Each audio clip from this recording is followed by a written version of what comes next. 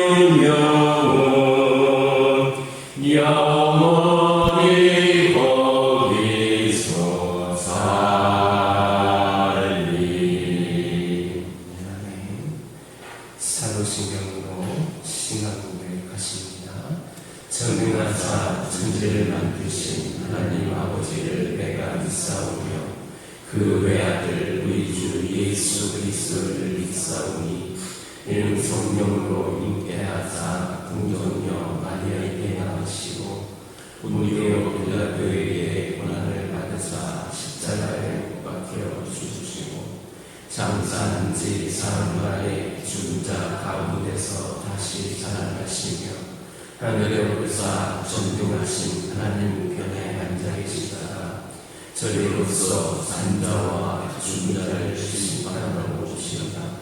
성령을 믿사오며 거룩한 공예와 성도와 서로 교통하는 것과 죄를 사하여 주시는 것과 몸이 다시 사는 것과 영원히 사는 것을 믿사옵나이다. 아멘. 사무엘상 15장 18절에서 22절입니다. 사무엘상 15장 18절에서 22절입니다. 18절에서 22절 10절까지 한 절씩 기록합니다. 또 여호와께서 왕을 길로 보내시며 이르시기를 가서 죄인 아말렉 사람을 진멸하되 다 없어지기까지 치라 하셨거늘 어찌하여 왕이 여호와의 목소리를 정종하지 아니하고 탈취하게만 구하여 여호와께서 악하게 여기신 일을 행하였나이까.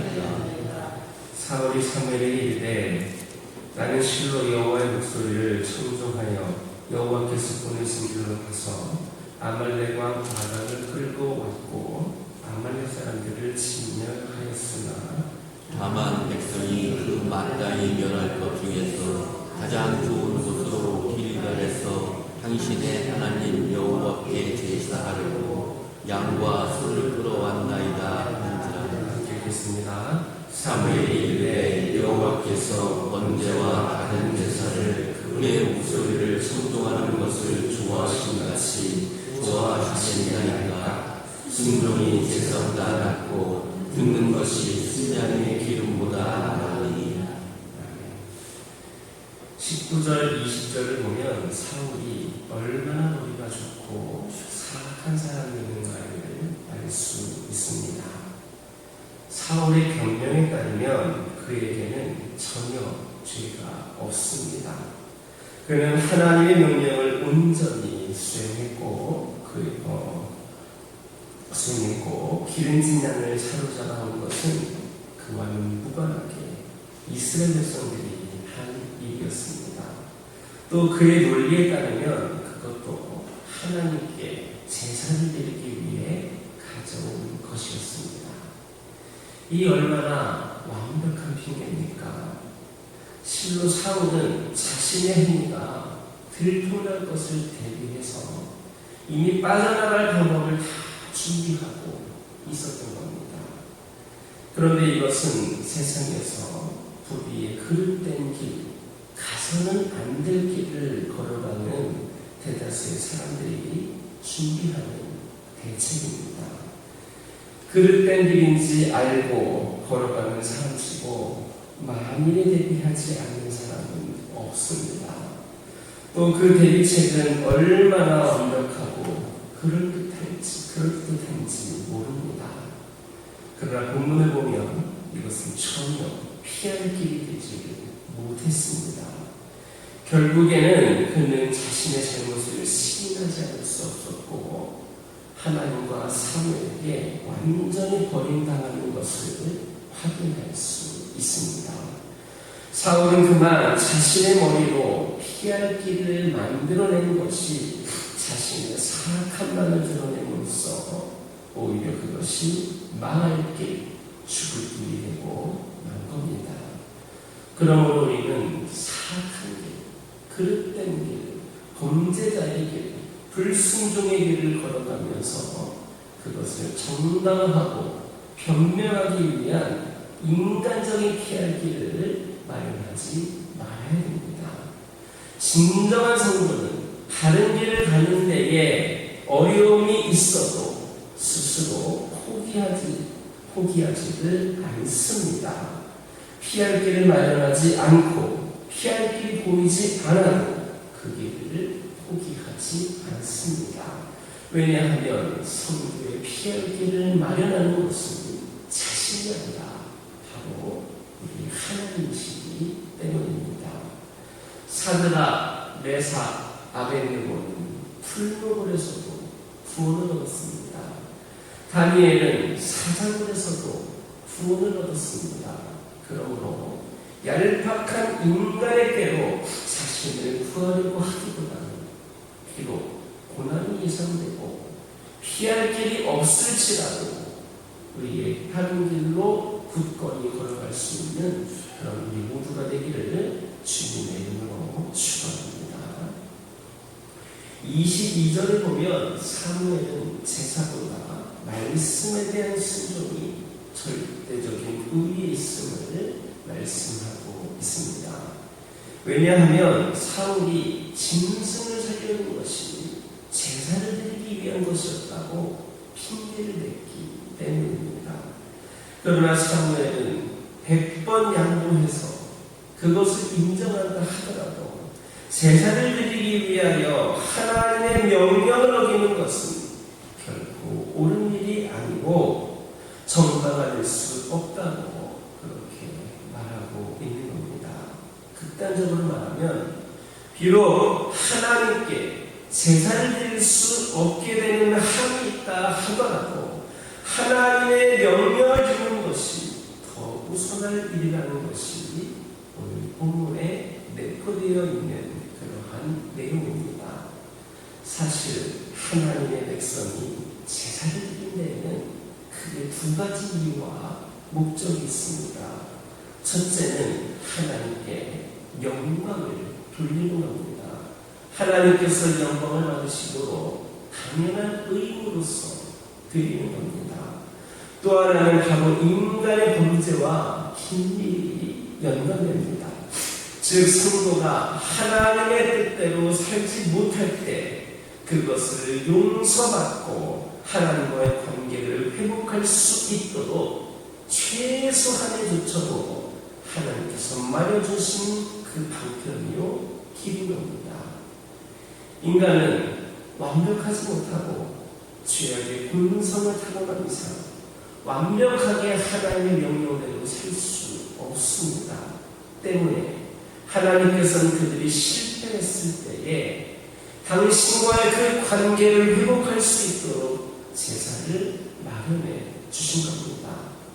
그러므로 이러한 두 가지 목적에 따라 드리는 제사는 참회가 있고 감사가 있고 순종이 있어야 됩니다.